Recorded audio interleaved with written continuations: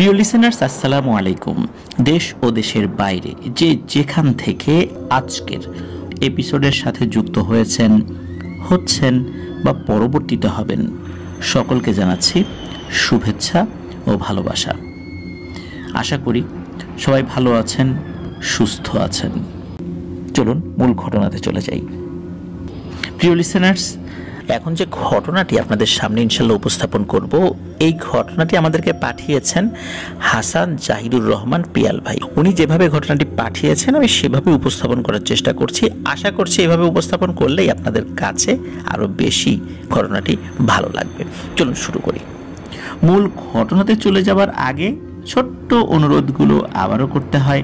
যারা আমাদের চ্যানেলে নতুন রয়েছেন, এখনও সাবস্ক্রাইব করেননি, তারা সাবস্ক্রাইব করে ফেলবেন প্লিজ।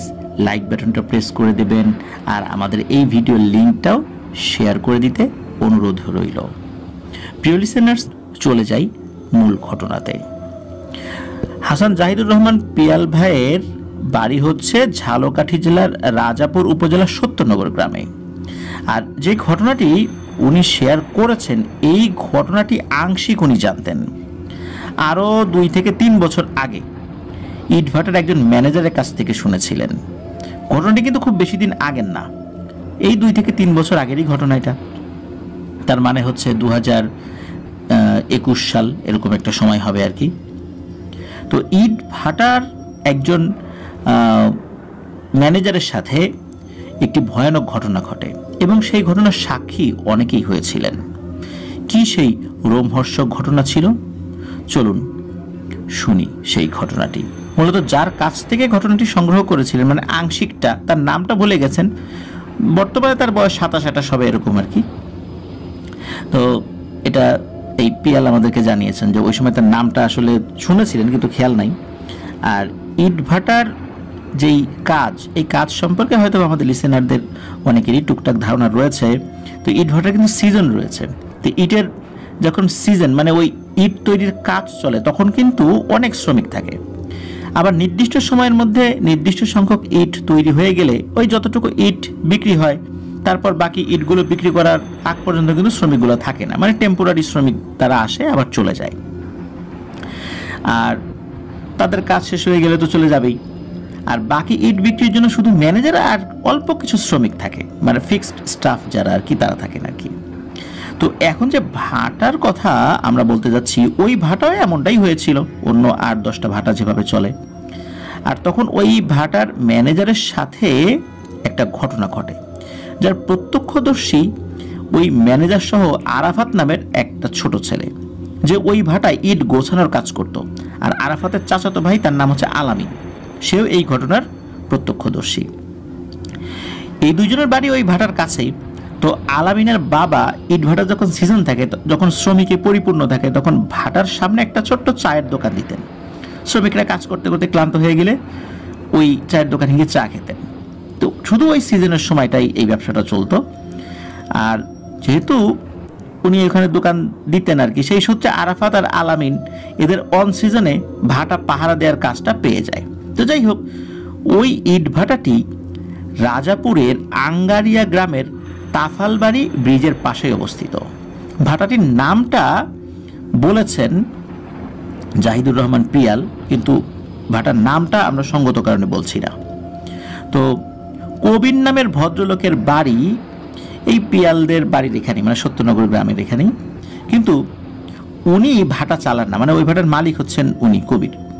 তো উনি বছরে 5 লক্ষ টাকার বিনিময়ে খোকন নামে একজন ভদ্রলোক রয়েছেন, এই খোকন সাহেবের কাছে ভাড়া দিয়েছেন। ওই খোকন, মানে ওই খোকন ভাইয়ের ম্যানেজারের সাথেই মূলত এই ঘটনাটি ঘটেছিল। তো চলুন এইবার আসল কথায় চলে আসি। সাল 2019-20 এরকম। তো যশোর জেলা থেকে সেলিম নামের এক ব্যক্তি ইটের ভাটার ম্যানেজারের চাকরি নিয়ে ওখানে আসেন। তো ওই সময় ভাটার ইট তৈরির কাজ শেষ, বাকি ইটগুলো বিক্রি আর হিসাব রাখার জন্য খোকন সাহেব ওই সেলিম ভাইকে নিয়োগ দেন। তো আগের ম্যানেজার চুরির অপবাদে চাকরিচ্যুত হলে দ্রুত ম্যানেজারের প্রয়োজন ওখানে, কারণ এগুলোর হিসাব তো রাখতে হবে। তা খোকন সাহেব ওই সেলিম ভাইয়ের মতো 25-26 বছরের একজন যুবকের কাছেই এই গুরুত্বপূর্ণ দায়িত্বটা দেন।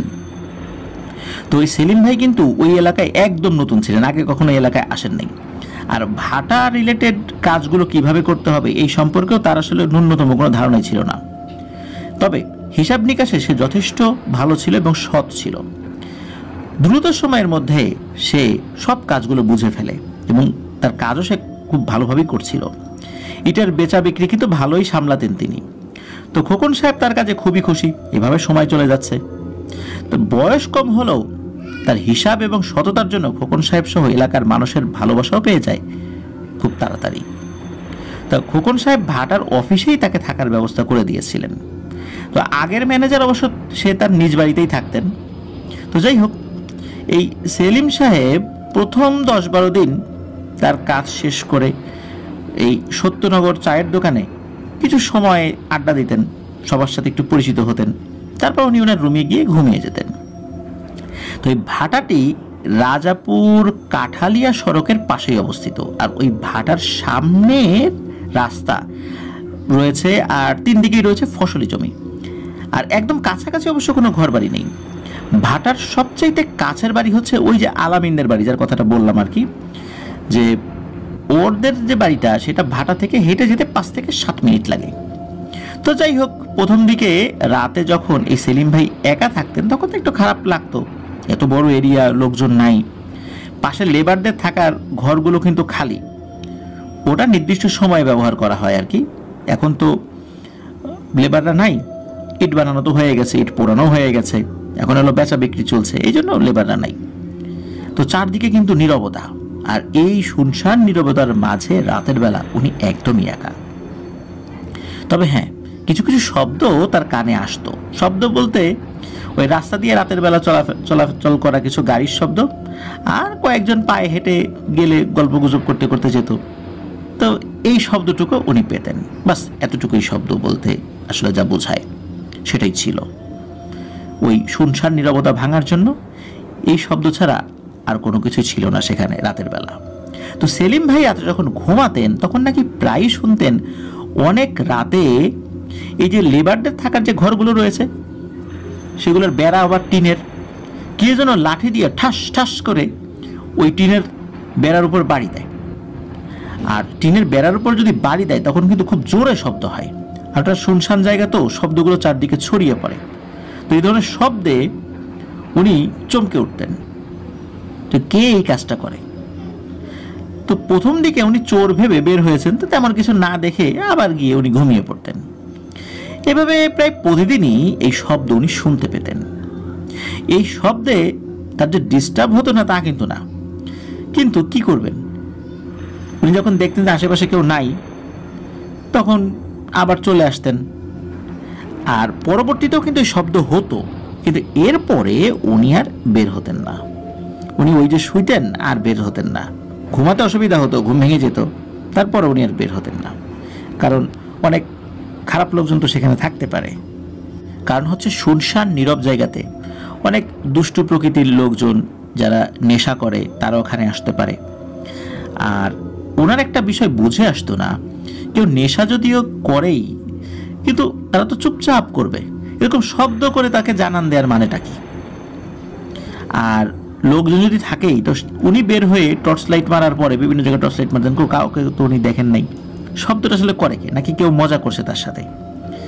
তো উনি চিন্তা করেন হয়তো বা মজাই করে, যার কারণে উনি আর আসলে বের হতেন না।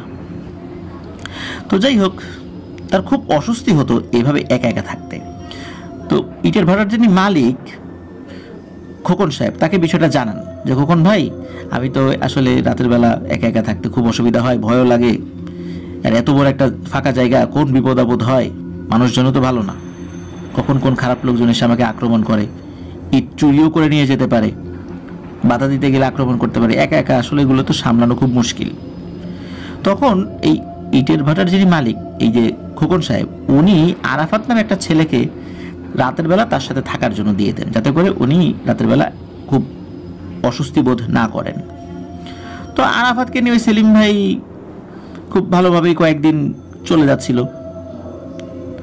কয়েকদিন রাত্রে আর ওই রকম কোনো সমস্যা হয়নি, ওই যে টিনের বেড়ায় বাড়ি দেয়া। তো একদিন হয় কি, হঠাৎ একটা ঘটনা ঘটে। সেটা হচ্ছে এই আরাফাত রাতের বেলা ওয়াশরুমে যাওয়ার জন্য বের হয়। ওইখানে যে ঘরগুলো, ওই ঘরগুলোর সাথে অ্যাটাচ ওয়াশরুম ছিল না। ওয়াশরুম ছিল বলতে সাইডে, মানে ঘরের সাথেই সাইডে। তো এই আরাফাত ছেলেটা যখন বাইরে বের হয়েছে তখন একটা অবয়ব সে দেখে। অবয়বটা দেখার পরে সে এই সেলিম ভাইকে ডাক দেয়। তো সেলিম ভাই বের হয়ে সেও ওই অবয়বটা দেখে চোর চোর বলে চিৎকার চেঁচামেচি শুরু করে। শুধু তাই না, ওই অবয়বটার উপরে এই আরাফাত এবং সেলিম ভাই দুজন হামলাও করে, আর ওনারা তো চিৎকার চেঁচামেচি শুরু করে দিছে। তারপরে হামলা করার বলতে বোঝাচ্ছি যে ওই যে ছোট ছোট ইটের যে ভাঙার টুকরাগুলো, ছোট ছোট ঢিল, এইগুলো তো ওইটার দিকে ছুঁড়ে মেরেছে। তারপরে ছোটোখাটো কিছু লাঠি ছিল সেগুলো নিয়ে ওই অবয়বটার দিকে ছুঁড়ে মেরেছে। আর এই চিৎকার করার কারণে, ওই রাতের বেলা চিৎকার দিয়েছে তো আশেপাশের বাড়ি, মানে যেই বাড়িগুলো রয়েছে যদিও দূরে, তারপরেও তারা ওই চিৎকার শুনতে পেয়েছিলেন। তারা তো অল্প সময়ের মধ্যেই লাঠি সোটা নিয়ে সবাই চলে আসছে। তো লোকজন এসে দেখে যে ওই অবয়বটা আছেই, ওই অবয়বটার পালায় না, ওখানে ঠায় দাঁড়িয়ে থাকে। তো লোকজন আস্তে আস্তে তার কাছে যায় আর কি। তো যখন সবাই কাছে গিয়েছে তখন ওই লোকটাকে দেখে অনেকে চিনতে পেরেছে, আরে এটা তো কবিরাজ, ও তো পাশের এলাকার। আর কবিরাজের এই অবস্থা কেন? কবিরাজের শরীরে কোনো জামা কাপড় নাই, সে ওইখানে দাঁড়িয়ে আছে। এখন লোকজন চলে আসে, সে দ্রুত একটু কোনো একটা আবরণ খুঁজছে শরীরটাকে একটু ঢাকার জন্য। তো আরাফাত আর আলামিন আর ওই সেলিম ভাই, ওনাকেও তো ফোন করেছিল রাতের বেলাতেই, যখন চিৎকার চেঁচামেচি হয়েছে তখন ওই সময় ফোন করেছে। ওই সেলিম ভাইও মানে ওই যিনি মালিক আর কি, খোকন সাহেব, উনিও কিন্তু চলে এসেছেন। তো যাই হোক, এখন ওনাকে দেখে সবাই তো হতভম্ব যে এই লোক এইখানে এই অবস্থায় কেন। তখন লোকজন বুঝতে পারে আসলে ইনি তো কোনো চোর না, যেহেতু উনি কবিরাজ, হয়তো তাবিজ কবজ বা অতি প্রাকৃত কোনো বিষয় সাধনের জন্য কবিরাজ এখানে আসছে। তো ওই কবিরাজ উপস্থিত সবার উপরে খুব বিরক্ত প্রকাশ করেন। তখন আলামিনের যিনি বাবা, ওই যে আলামিন যে ছেলেটার কথা আমরা শুরুতে বলেছিলাম, ওই কবিরাজকে একটা লুঙ্গি এনে দেয়। তো উনি লুঙ্গিটা পরার পর ওই আলামিনের বাবা জিজ্ঞেস করে, কি কবিরাজ ভাই, তুমি এইখানে কি করো এত রাতের বেলা? তখন ওই কবিরাজ বলে যে দেখেন, আমি কিন্তু কোনো চোর না। তাকে আপনারা সবাই বিশ্বাস করেন? তখন সবাই বলে, হ্যাঁ আপনি তো চোর না, আমরা তো জানি। তাই এত রাতে আপনি এখানে কি করতেছেন? আর এইভাবে দেখলে চোর না মনে করে করবেটাই কি? তখন ওই কবিরাজ বলে, থাক, কি করতে আসছি এগুলো শুনে আপনাদের কোনো কাজ নাই। আমি যেই জন্য এখানে আসছিলাম সেটা আর করতে পারি নাই। আর যদি আমাকে আপনারা চোর না মনে করেন তাহলে আমি এখান থেকে চলে যেতে চাই। আমার আর এখানে কোনো কাজ নাই, আমার যা ক্ষতি হওয়ার হয়ে গেছে। লোকজন ওই কবিরাজের এসব কথার কোনো আগামাথা খুঁজে পায় না। তখন ওই ম্যানেজার যিনি, মানে ওই যে সেলিম সাহেব, ওই ম্যানেজার তাকে বলে, মিয়া রাতের বেলা আসছেন, তাও আবার এই শুরুতে আসছেন, আবার এসে আবার চোটপাট দেখাচ্ছেন, চোর না, চলে যেতে চাই, আর একটু এরকম শব্দ, মানে এমন কিছু শব্দ চয়ন করতেছেন। আপনি তো ভালোই বাটপার প্রকৃতির লোক, এত চোটপাট দেখানোর কারণ কি? যান, দ্রুত বের হয়ে যান, না হলে কিন্তু এক্ষুনি পুলিশ ডাকা হবে।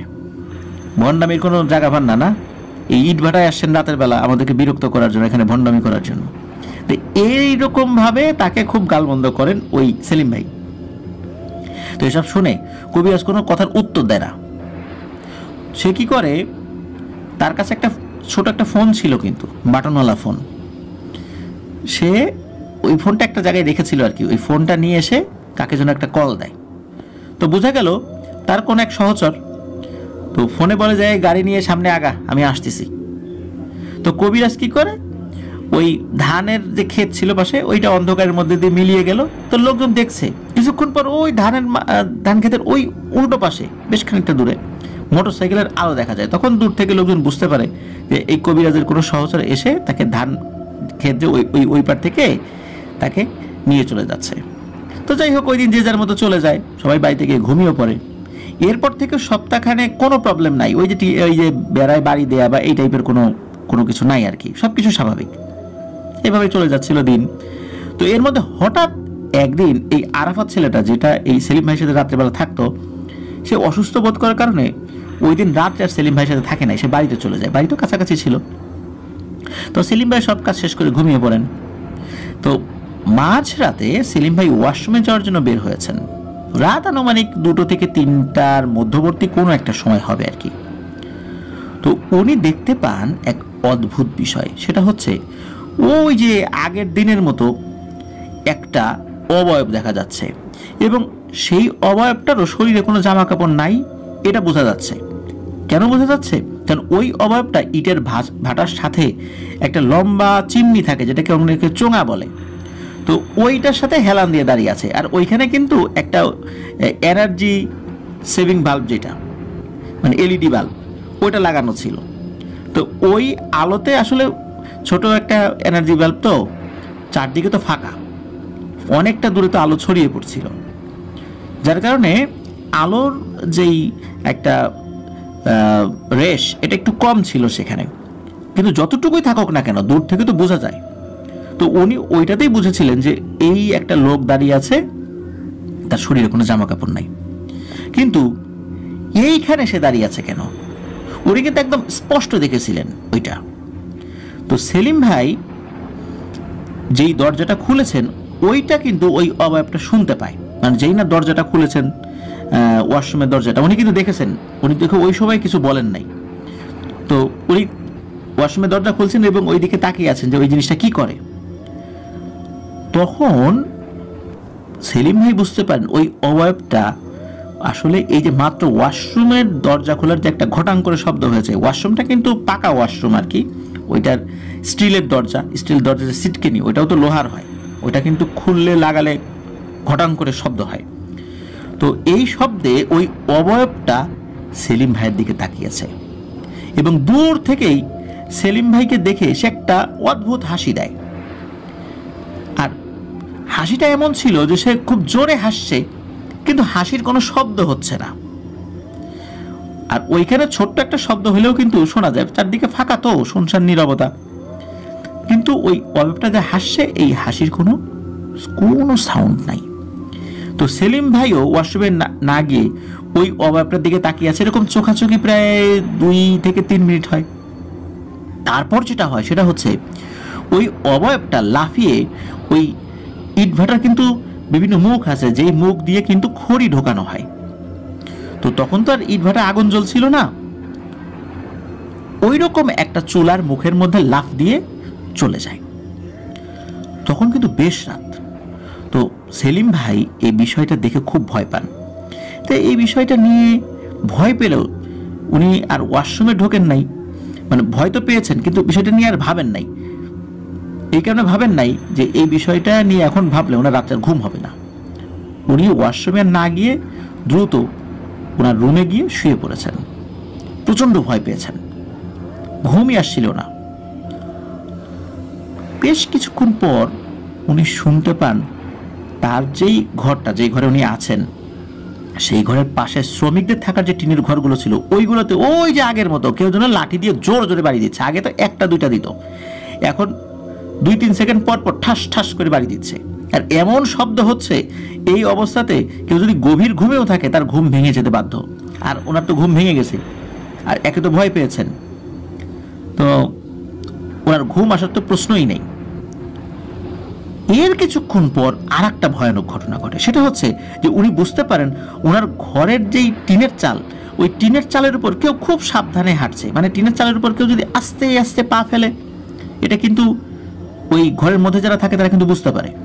মনে হচ্ছে ঠিক ওইভাবে কেউ আস্তে আস্তে খুব সাবধানে হাঁটছে। সেলিম ভাইয়ের ভয়ে তো তখন অবস্থা খারাপ। হঠাৎ করে সেলিম ভাই আরও একটা ভয়ানক অভিজ্ঞতার মুখোমুখি হন। সেটা হচ্ছে উনি শুনতে পান, মনে হচ্ছে বড় কোনো একটা হাতুড়ি দিয়ে তার ঘরের চালের উপরে সজোরে একটা ধপাস করে শব্দ করেছে। আর এমন শব্দ যদি হয়, মনে হচ্ছে তার ঘরের মধ্যে মানে বেশ বড় একটা বোম ফেটেছে, এরকম একটা শব্দ। এই শব্দ না সারা ঘরটা মনে হলো কেঁপে উঠল। সেলিম ভাই তো ভয়ে প্রচণ্ড জোরে এক চিৎকার দিয়ে ওঠেন। আর উনি ভাবছেন যে এত জোরে আঘাত করলে তো এই টিন ভেদ করে যেই জিনিসটা দিয়ে আঘাত করেছে, সেই জিনিসটা তো ঘরের মধ্যে ঢুকে যাওয়ার কথা। তো এসব উনি ভাবছেন।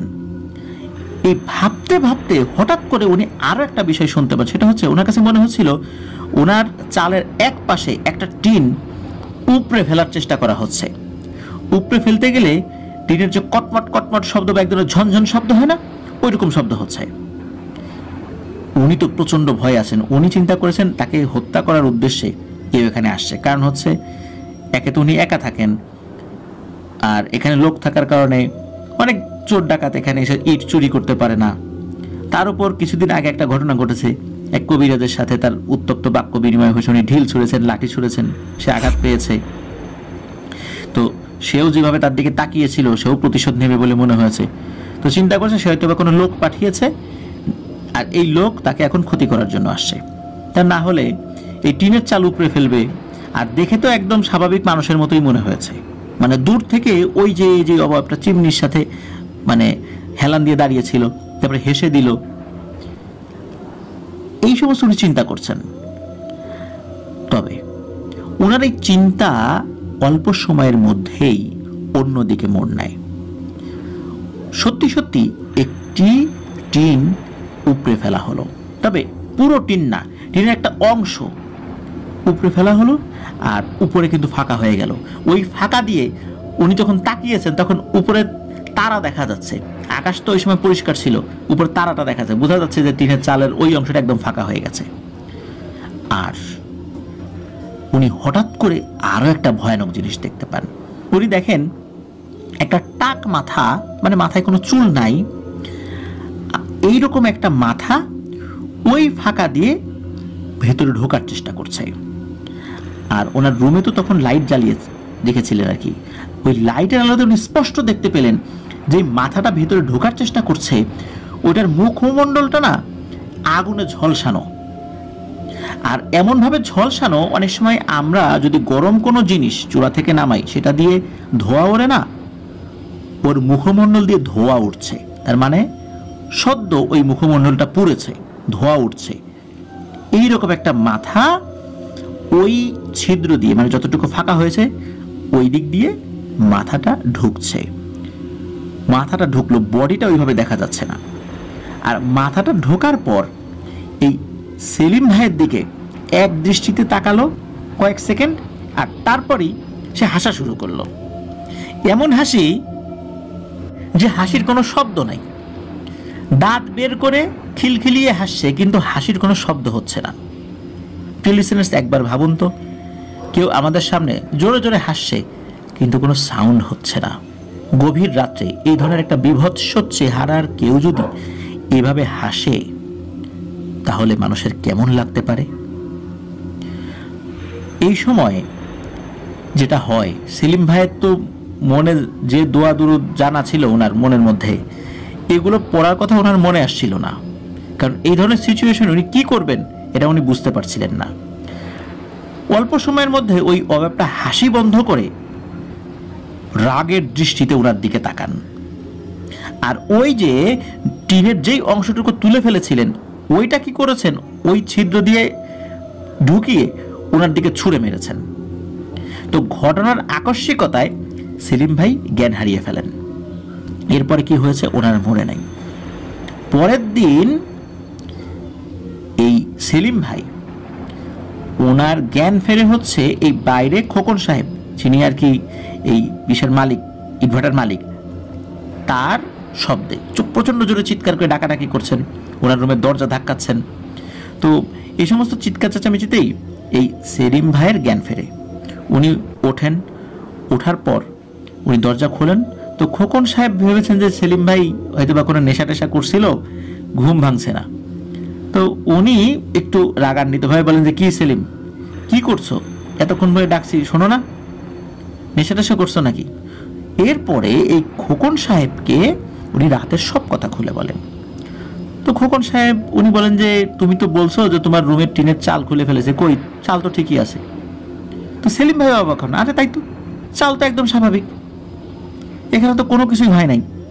আর এত ভারী কোনো জিনিস দিয়ে আঘাত করা হয়েছে, তাহলে তো টিনের কোনো জায়গায় থেতলে যাওয়ার কথা, সেটারও কোনো চিহ্ন নাই।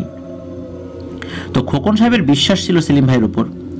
তিনি সেলিম ভাইকে বলেন, হয়তো তুমি খারাপ স্বপ্ন দেখেছো, যাই হোক, একা একা থাকতে হবে না, আরাফাত যেদিন না থাকবে ওই দিন তুমি আমার বাসায় গিয়ে ঘুমাবে। তো সেলিম ভাইকে খোকন সাহেব এই সমস্ত ভয়ের ঘটনা ভুলে গিয়ে কাজে মনোনিবেশ করতে বলেন। তো সেলিম ভাইও খোকন ভাইয়ের কথা মতো আসলে সব কিছু মেনে নিয়ে কাজে মনোনিবেশ করলো। এসব নিয়ে আসলে চিন্তা আসাটাই তো স্বাভাবিক, তাই না?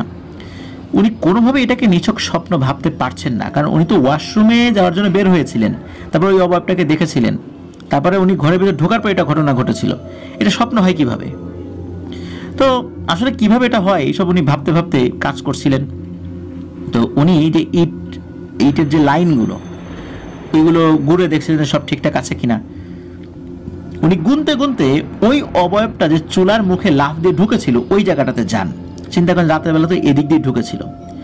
উনি যখনই ওখানে গিয়েছেন হঠাৎ করে ওই নিচ থেকে একটা লম্বা হাত খপ করে এই সেলিম ভাইয়ের হাত ধরেছে। এটা কিন্তু দিনের বেলার ঘটনা।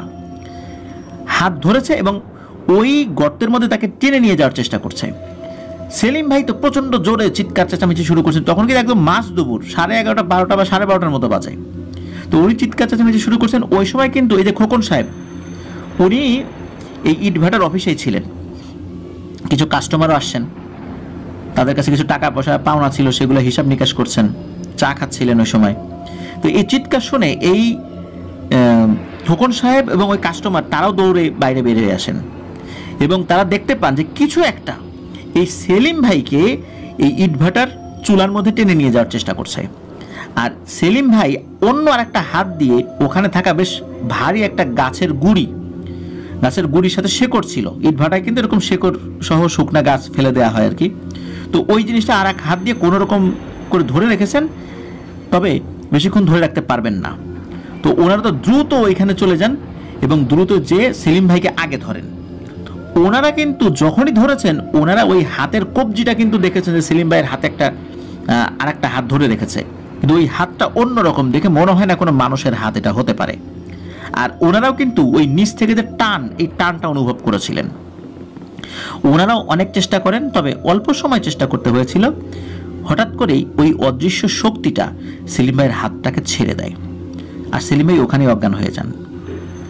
কেউ কেউ বলছিল হয়তো চিতায় ধরেছে, মানে চিতা বলতে চিতাবাঘ, গ্রামের ভাষায় আসলে চিতাবাঘ অনেকে বলে। চিতাবাঘ তো আসলে এখানে থাকে না, কারণ ইট ভাটা যখন পরিত্যক্ত বলতে বোঝাচ্ছি আর কি, ইট পুরানো হয়ে যায়, একদম আগুন ঠান্ডা হয়ে যায়, তখন ওইখানে বিভিন্ন জায়গায় কিন্তু অনেক ফাঁক ফোকর থাকে। ইটগুলোতে একটা সারিবদ্ধভাবে রাখা হয়, এরপর আগুন জ্বালানো হয়।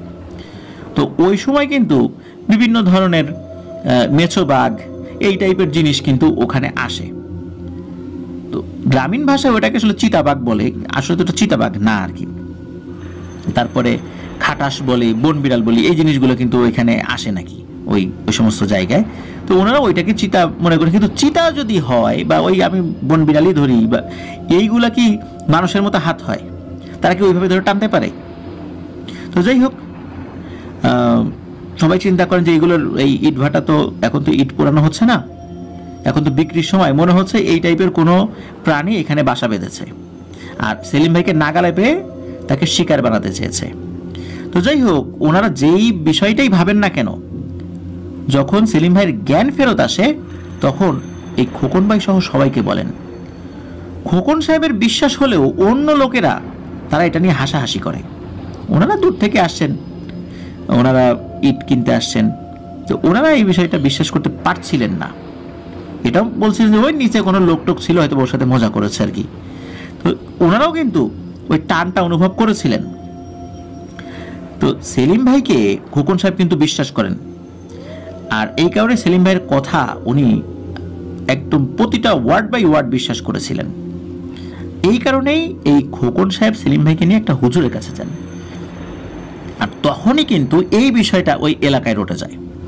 আর এই বিষয়টা যখন রটে যায় তখন এই যে হাসান জাহিদুর রহমান পিয়াল সহ আরও অনেকেই কিন্তু এই ঘটনা ওনারা জানতে পারেন। তো যাই হোক, হুজুরের কাছে গিয়ে সব ঘটনা খুলে বলেন। হুজুর ঘটনা শুরুর আগের ঘটনাটিও শোনেন যে কি হয়েছিল। ওই যে রাতের বেলা কবিরাজ আসছিল, তখন হুজুর সব শুনে বলেন যে দেখেন, আমার কেন জানি মনে হচ্ছে ওই কবিরাজ এই সেলিমের উপর কালো জাদু করেছে। আমাকে একদিন সময় দেন, কালকে সকালে আপনারা আসেন, দেখি কোনো খোঁজ খবর পাই কিনা। পরের দিন সকালবেলা তারা হুজুরের কাছে গেলে হুজুর তাদেরকে বলেন, দেখেন আমার কিছু জিন বন্ধু আছে, তারা আমাকে অনেক কাজে সাহায্য করে, অনেক তথ্য এনে দেয়। ওদের মারফত আমি একটা বিষয় জানতে পেরেছি, আপনাদের ইট ভাটায় ওই যেই রাতে কবিরাজ এসেছিল ধরা পড়ে যায়, সে হচ্ছে প্রেত বিদ্যায় সিদ্ধহস্ত, আর ওর সাধনা করার জন্যই ওই রাতে এখানে এসেছিল। আর ওই সাধনার মাধ্যম দিয়ে এইখানে কিছু পিশাচ ছিল, এইগুলোকে বশ করতে চেয়েছিল। আর ওই যে টিনের চালে বা বেড়ায় যে শব্দটা হতো ঠাস ঠাস করে, এগুলো মূলত এই ইট ভাটার আশেপাশে থাকা দুষ্টু পিশাচটাই করত, তবে খুব বেশি ক্ষতি করত না। ওরা তো নির্জন জায়গা খোঁজে, আর এই কবিরাজও এমন একটা নির্জন জায়গা বেছে নিয়েছিল যে তার সাধনা খুব ভালো করে জন্য করতে পারে, আর এখানে থাকা পিশাচদেরকেও সে বশীভূত করতে পারে। কিন্তু ঘটনা যেটা হয়েছে সেটা হচ্ছে যে আরাফাত ছেলেটা যখন বের হয়েছে ওয়াশরুমে যাওয়ার জন্য, তখন সে হঠাৎ করে একটা অবয়ব দেখে ফেলেছে। এবার সেলিম সাহেব বের হয়ে আসছেন, চিৎকার চেঁচামেচি হয়েছে, লোকজন আসছে, তার গায়ে লাঠি লেগেছে, ইট লেগেছে, যার কারণে সে খুব ক্ষিপ্ত। আর এই কারণেই সে এই সেলিমের উপর কালো জাদু করেছে। আর ওই জায়গায় এমন অনেক খারাপ জিনিসেরই বসবাস রয়েছে, আর অধিকাংশ ইটের ভাটাই নাকি এরকম থাকে, এটাও বলেন। রাতে মানুষের আনাগোনা কম হয় দেখে এই ধরনের জিনদের বসবাসের উপযুক্ত জায়গা হচ্ছে এই ধরনের ইটভাটাগুলো। যাই হোক, ওই কবিরাজ সেলিমের উপর নাকি খুবই শক্তিশালী একটা বদ জিন চালান করে দিয়েছে। এখন যদি সেলিমকে তার নিজ এলাকায়ও পাঠানো হয়, তবুও ওই জিন তার পিছু ছাড়বে না। আর এই বিষয় নিয়ে খুব তালগোল পাকিয়ে ফেললে এই ইটভাটার সাথে সংশ্লিষ্ট সবাইকেই ওই দুষ্টু জিনটা ক্ষতি করবে। তখন হুজুর পরামর্শ দেন, আপনারা চুপি চুপি এটার চিকিৎসা করান। মানুষ যতটুকু জানছে, এর থেকে বেশি আর জানানোর দরকার নেই। আপনারা এটা নিয়ে আর কোনো কথা বলেন না, ধরে নেবেন যে কিছুই হয় নাই, এটা মানুষকে বুঝতে দিবেন। তো হুজুরের কাছে চিকিৎসা চাইলে হুজুর এই সেলিম সাহেব এবং আরাফাত, কারণ আরাফাতও প্রথম তো ওই অবয়বটাকে দেখেছিল, মানে ওই যে কবিরাজকে, আরাফাতকেও ক্ষতি করতে পারে, তো আরাফাতকে কিছু রুকিয়া করে দেন এবং কিছু আমল শিখিয়ে দেন, এবং উনি নিজে ওই ইটভাটায় এসে ইটভাটা বন্ধ দিয়ে যান, মানে রুকিয়া করে বন্ধ দিয়ে যান। এরপর থেকে সেলিম ভাই একটু স্বাভাবিক হন। আর সেলিম ভাই আর একা থাকতেন না, সাথে আলামিন বা আরাফাত সবসময় কেউ না কেউ থাকতো। আরাফাত না থাকলে আলামিন, আলামিন না থাকলে আরাফাত, সবসময় কেউ না কেউ তার সাথে থাকতোই। তো ঘটনা কিন্তু এখানে শেষ না। এরপর অন্য একটা সমস্যা শুরু হয়। এই খোকন সাহেবের ভাটায় হঠাৎ করেই বেচা বিক্রি একদম খারাপ হয়ে যায়। আর ভর দুপুরে বা সন্ধ্যার একটু আগে আগে এই আরাফাত, সেলিম এবং আলামিন তিনজনই অদ্ভুত একটা জিনিস দেখতো একটা পিকআপ ইট নেয়ার জন্য ওই ভাটার রাস্তা ধরে আসছে, কিন্তু ভাটার এরিয়া বা হুজুর যতটুকু বন্ধ করে দিয়েছেন ওই পর্যন্ত আসে। অমনি সেই পিকআপ বা ট্রাকটা উধাও হয়ে যায়, মানে চোখের সামনে নাই হয়ে যায়। এটা কিভাবে সম্ভব? একটা পিকআপ বা ট্রাক আসছে, ভাটার কাছাকাছি আসলো, এরপর হঠাৎ করে উধাও হয়ে গেল। ওই যতটুকু বন্ধ দিয়েছিলেন ওই পর্যন্ত আসতে পারে। আর বেচা বিক্রি বন্ধ, কেউ যদি ট্রাক পাঠায় বেচা বিক্রি হয় তাহলে তো ভালো, কারণ তাদের বেতনটাও তো ইট বিক্রির টাকা থেকেই হবে, তাই না? ওরাও তো চাইতেন যে বেচা বিক্রি হোক। কিন্তু এটা কেন হঠাৎ করে অদৃশ্য হয়ে যেত? আসতো একটা স্বাভাবিক ট্রাক আর অদৃশ্য হয়ে গেল, এটা কি সম্ভব? এরপরের ঘটনাটা খুবই রহস্যময়। এই খোকন সাহেব এবং সেলিম এই দুইজনের পৃথক পৃথক ফোন নাম্বার ছিল। আর সেলিম ভাই যে নাম্বারটা ব্যবহার করতেন ওটা ইটভাটার ম্যানেজারের নাম্বার, মানে মানুষ চেঞ্জ হয়ে গেলেও নাম্বারটা চেঞ্জ হবে না। ওই নাম্বারগুলোতে প্রায়ই আননোন নাম্বার থেকে কল আসতো, আর ইটের অর্ডার দিয়ে বলতো আপনাদের ম্যানেজার সেলিমকে অমুক জায়গায় পাঠান। তাদের দেওয়ার ঠিকানাগুলো নাকি অস্বাভাবিক ছিল, একদম অচেনা কোনো জায়গায় পাঠাতে বলতো, যেমন নদীর পাড়ে, মাঠের ভিতরে। আর প্রত্যেকবার ইটের সাথে ওই ম্যানেজার সেলিমকেও পাঠাতে বলতো ওই ফোনে। পরবর্তীতে ওই নাম্বারে আবার কল দিয়ে দেখা যেত যে নাম্বার থেকে কল আসছিল সেটা বন্ধ, বা কেউ ধরলে বলতো কই ইটের ব্যাপারে আমি তো কারোর সাথে কথা বলি নাই, আপনারা মনে হয় রং নাম্বারে কল করেছেন, তাছাড়া আমি তো চাকুরিজীবী, আমি তো থাকি অমুকখানে, আমার তো এখন বাড়ি করা হচ্ছে না, বা আমার ইটেরও কোনো প্রয়োজন নেই, কে আমার ফোন থেকে ফোন করলো আমি তো এটা বুঝতে পারতেছি না। এইভাবে বলতো। আসলে কলগুলো কে করতো এটা বোঝা যেত না। বেশ কয়েকবারই খোকন সাহেবের এবং সেলিম ভাইয়ের ফোনে এমন ধরনের কল এসেছে। একবার সেলিম ভাই তার কাজ শেষ করে সত্যনগর বাজারে গিয়েছেন চা খেতে, আর কিছুটা সময় একটু আড্ডা দিবেন, এতে করে তার মনটা ভালো থাকবে। তো ওখান থেকে ফেরার সময় উনি হেঁটেই রওনা দেন। রাত তখন বেশি বেজেছে, বিষয়টা এরকম না, রাত 8টা কি 9টা বাজে তখন, এরকম আর কি। তো সত্যনগর গ্রাম থেকে ইটের ভাটার দূরত্ব প্রায় 10 মিনিট পায়ে হাঁটা পথ আর কি, তার মানে কাছাকাছি আর কি। তো যাই উনি হাঁটা শুরু করে যখন আসছিলেন তখন রাস্তায় কিন্তু গাড়ি ঘোড়া ছিল, এই কারণে উনি একাই রওনা হয়েছেন যে হেঁটে হেঁটেই চলে যাই। একদম শুনশান নীরবতা এমন তো আর না এখন। তো উনি একটা ব্রিজের ঢালে আসেন, ওই ব্রিজটার নাম হচ্ছে তাফালবাড়ি ব্রিজ। ওই তাফালবাড়ি ব্রিজের ঢালে যখন এসে পড়েছেন তখন উনি দেখেন এই দুই পাশে তো ফসলি জমি আছে, তো ফসলি জমির উপরে কুয়াশা ভেসে আছে। মানে আমরা কিন্তু ওই সময় তো শীতকাল ছিল, আর ইট ভাটা কিন্তু শীতকালেই কিন্তু আমরা দেখি যে ইট পোড়ানো হয় এবং বেচা বিক্রিও কিন্তু এই সময়টাতে হয়। শীতকাল হওয়ার কারণে ওই যে ফসলি জমি এর উপর কিন্তু কুয়াশা ভেসে থাকে, আপনারা কিন্তু অনেকে দেখবেন গ্রামে। তো ওরকম উনি দেখছেন। উনি আরেকটা জিনিস ওখানে দেখেন, সেটা হচ্ছে ওই যে ব্রিজ, ওই ব্রিজের যে রেলিং রয়েছে, সিমেন্টের রেলিং, ওইটার উপর ভর দিয়ে মনে হচ্ছে কেউ কান্না করছে। তো অন্ধকারে ভালো করে দেখা যাচ্ছে না। তখন সেলিম ভাই তাকে বলেন যে আপনি এখানে দাঁড়িয়ে কান্না করেন কেন? তো সেলিম ভাই কিন্তু ইটভাটার আশেপাশের অনেক মানুষকেই এই সময়ের মধ্যে চিনে ফেলেছেন। 2019 সালে যখন জয়েন করেছেন এর মধ্যে অনেকেই উনি চিনে ফেলেছেন আর কি। তো উনি কিন্তু এই বিষয়টা অস্বাভাবিকভাবে নেন নাই। আরও একটা ব্যাপার ছিল যে ওই এলাকার ছেলের মাঝে মাঝে ওই ব্রিজের ওই রেলিংয়ের উপর বসে মোবাইলে গেমস খেলতো, বিভিন্ন ধরনের গেমস রয়েছে, অনেক রাত পর্যন্ত আড্ডা দিত। তো সেলিম ভাই কিন্তু এই বিষয়ে কোনো কিছুই মনে করেন নাই। তো ওই অভাবটাকে কয়েকবার বলার পরও যখন ওই অভাবটা কোনো কথা বলে না, তখন ওই অভাবটার কাছে গিয়ে হাত ধরে নাড়া দেন যে কো ভাই কি হলো। যখন হাত ধরে নাড়া দিয়েছেন তখন ওই অবয়বটার মুখ উঁচু করে সেলিম ভাইয়ের দিকে তাকান। তখন সেলিম ভাই দেখেন যে এটা হচ্ছে মামুন শিকদার চাচা। এই মামুন শিকদার চাচাকে কিন্তু সেলিম ভাই দেখিয়েছে, মানে উনি চাকরিতে আসার পরে দেখেছিলেন, পরিচয়ও হয়েছিল। এই মামুন শিকদার চাচা ওইখানে দাঁড়িয়ে কান্নাকাটি করছে। তো মামুন চাচার ঘর ওই ব্রিজের ঢালেই। উনি একটা চায়ের দোকান দিত, আর ওনার একটা অটো রিক্সা ছিল, ওটা ভাড়া দিত, না হয় মাঝে মাঝে নিজেও চালাতো। উনি 2 বা 3 দিন হয়েছে মারা গেছেন, আর উনি মারা গেছিলেন হলো ডেঙ্গু জ্বরে। ওনার জানাজায়ও উনি শরিক ছিলেন এই সেলিম ভাই। সেলিম ভাই কিন্তু উনি ওই সময়ের জন্য ভুলেই গিয়েছিলেন যে এই মামুন শিকদার চাচা মারা গেছেন। মানে সবকিছু এতটাই জীবন্ত ছিল যে উনি বুঝতেই পারছিলেন না যে আসলে কি হয়েছে, একটা ঘোরের মধ্যে উনি চলে গিয়েছেন। তো সেলিম ভাই জিজ্ঞেস করলেন কি ব্যাপার চাচা, কান্না করেন কেন, কোনো সমস্যা হয়েছে?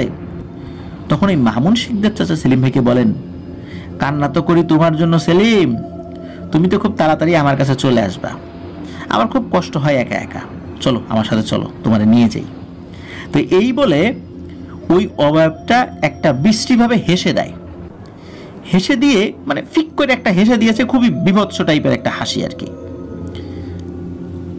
খপ করে করেছে কি, এই সেলিম ভাইয়ের হাত ধরেছে। খুব যে জোরে ধরেছে তা কিন্তু না, কিন্তু যখন হাতটা ধরেছে মনে হচ্ছে সেলিম ভাই তার হাতের শক্তি হারিয়ে ফেলেছেন। মানে যেই হাতটা ধরেছে ওই হাতের কোনো শক্তি নেই, মানে অসাড় হয়ে গেছে। উনি কোনোভাবে ওই হাত নড়াচড়া করতে পারছেন না। সেলিম ভাই তো ওখানে দাঁড়িয়ে আছেন, হঠাৎ করে তার এই ভ্রম কেটে যায়, মানে তার এই মায়াজালটা কেটে যায় একটা মোটর সাইকেলের হর্নে। সেলিম ভাই যেখানে দাঁড়িয়েছিলেন, তো ব্রিজের উপর দাঁড়িয়েছিলেন, তো ব্রিজের এক পাশ দিয়ে একটা মোটর সাইকেল আসছিল। তো যিনি মোটর সাইকেল চালাচ্ছিলেন উনি মনে করছেন কী ব্যাপার, রাস্তার এখানে এইভাবে দাঁড়িয়ে আছে, এই লোকটাকে আত্মহত্যা করবে নাকি। ওই মোটর সাইকেলের শব্দ যখন হুঁশ ফেরে তখন সেলিম ভাই একটা সাইডে চলে আসেন। ওই অবয়বটা কি করেছিল, সেলিম ভাইকে কোনভাবে যেন একদম ব্রিজের ঠিক মাঝখানে দাঁড় করিয়েছিল। ওইখানে দাঁড়ালে কোনো দ্রুতগামী গাড়ি আসলে নিশ্চিত তাকে চাপা দেবে, আর মোটর সাইকেলটা দ্রুতগামী ছিল, আর দূর থেকে এইভাবে মাঝখানে দাঁড়িয়ে থাকা দেখে তারও সন্দেহ হয়েছিল সে হয়তোবা সুইসাইড করবে, এই জন্য দূর থেকে হর্ন বাজাচ্ছিল। হর্ন যদি না বাজাতো বা উনি যদি একটু বেখেয়াল থাকতো তাহলে নিশ্চিত সেলিম ভাইয়ের সাথে ওই মোটর সাইকেলের বড় একটা সংঘর্ষ হতো। এতে সেলিম ভাই এবং ওই মোটর সাইকেল আরোহী দুইজনেরই মারাত্মক ক্ষতি হওয়ার সম্ভাবনা ছিল। তো যাই হোক, ওই মোটর সাইকেলওয়ালা উনি ওইখানে বাইকটা থামান, বললেন কি ব্যাপার, আপনি এইখানে এইভাবে দাঁড়ায় আছেন কেন, এভাবে কেউ দাঁড়ায় নাকি? তখন সেলিম ভাই বলে, যাও সরি ভাই, আসলে আমি বুঝতে পারি নাই, আপনি যান। তো মোটরসাইকেল আরোহীকে উনি আসলে চিনতেন না, মোটরসাইকেল আরোহীও সেলিম ভাইকে চিনতেন না, যার ফলে মোটরসাইকেল আরোহী ওনাকে লিফট দেন নাই, উনি চলে গেছেন। আর অপরিচিত কারো কাছে তো লিফট চাওয়া যায় না, মোটরসাইকেলের যদি অপরিচিত কাউকে লিফট দেওয়া হয় বা চাওয়া হয়, অনেকেই মনে করেন এটা চোর ডাকাত মোটরসাইকেল ছিনতাই করতে পারে। এই জন্য ওই সেলিম ভাই ওই যেহেতু চেনেন না আর কি, তাকে এই কথা বলেন নাই, যদিও বা উনি ভয় পেয়েছিলেন। যখন ওই সেন্স ফেরত এসেছে তখনই তার মনে হচ্ছে আরে বামন শিকদার চাচা তো মারা গেছে। আর ওই ব্রিজ থেকে ভাটায় আসতে 3 থেকে সর্বোচ্চ 4 মিনিট যেহেতু লাগবে, এই জন্য উনি আর লিফট চান নাই।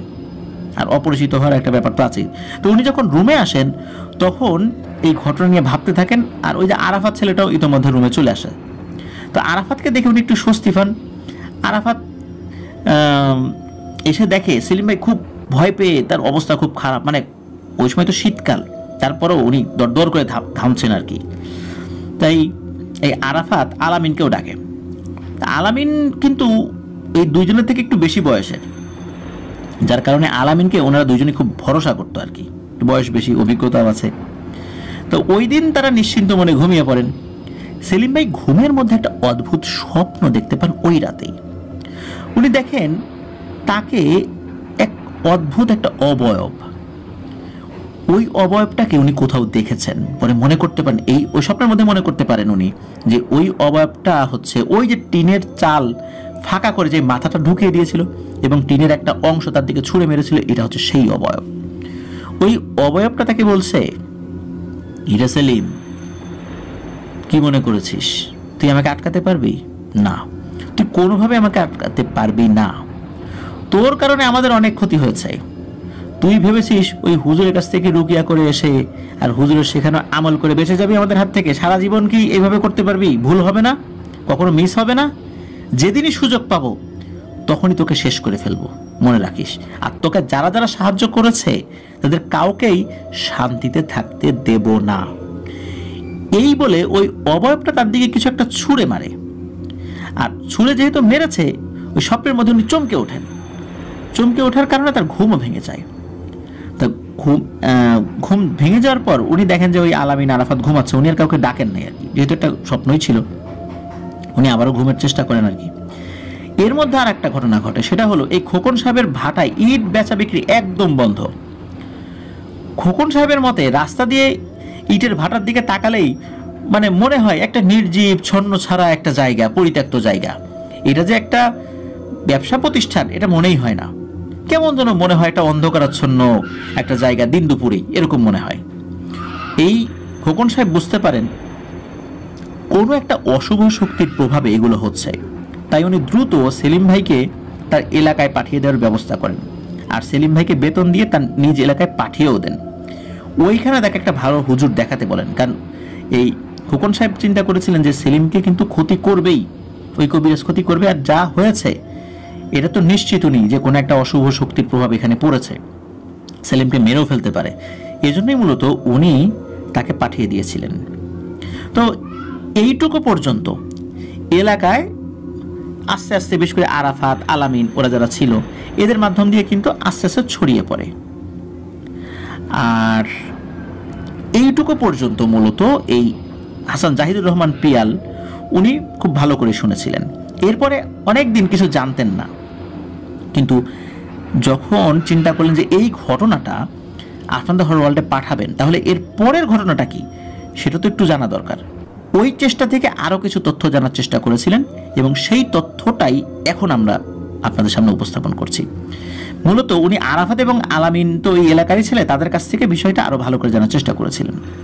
তো আরাফাতের কাছে যখন এই বাকি কথা এই হাসান জাহিদুর রহমান পিয়াল জানতে চান, তখন ওই তারা জানান যে সেলিম ভাইকে, ওনার বাড়ি ছিল যশোর, মানে সেলিম ভাইয়ের বাড়ি ছিল যশোর, সেলিম ভাইকে যশোরে পাঠিয়ে দেওয়ার পর আসলে হলোটা কি।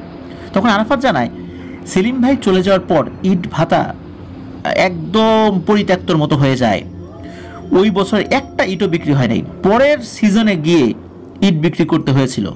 আর যেহেতু আগের ইটই বিক্রি হয় নাই, ভাটা থেকে ওইভাবে তোলা হয় নাই, নতুন করে কিভাবে আবার ইট তৈরি করবেন, আগের চালানি তো ওঠে নাই, অনেক টাকা লস হয়ে গেছে। 5 লক্ষ টাকা মালিককে দিতে হয়েছে ভাড়া হিসাবে।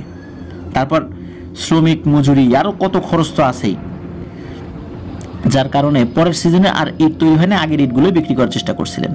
আর খোকন সাহেবের অবস্থাও আস্তে আস্তে খুবই শোচনীয় হয়ে যেতে থাকে, একদম দেউলিয়া হয়ে যাওয়ার মতো অবস্থা। বিভিন্ন জায়গা থেকে ধার দেনা করে বিভিন্নভাবে ব্যবসা বাণিজ্য চালানোর চেষ্টা করছিলেন, কিন্তু কোনোভাবেই কুলিয়ে উঠতে পারছিলেন না। উনি নানান হুজুর কবিরাজ দেখাচ্ছিলেন, এভাবে দিন পার করছিলেন। তো উনি ওই যে কবিরাজ, ওই কবিরাজের কাছেও যাওয়ার চেষ্টা করেছিলেন, তবে ওই কবিরাজ অস্বীকার করেছিলেন যে না, সে কোনো কিছু করে নাই। এবং ওই কবিরাজকে দিয়ে কোনো সমাধানের চেষ্টাও করা যায় কিনা সেই চেষ্টা করলেও ওই কবিরাজও এই বিষয়ে কোনো সমাধান দিতে রাজি হয়নি। এর মধ্যে একটা অদ্ভুত খবর আসে এই খোকন সাহেবের কাছে বা ওই সত্যনগর গ্রামে, সেটা হলো ওই কবিরাজ নাকি হঠাৎ করে উধাও হয়ে গেছে।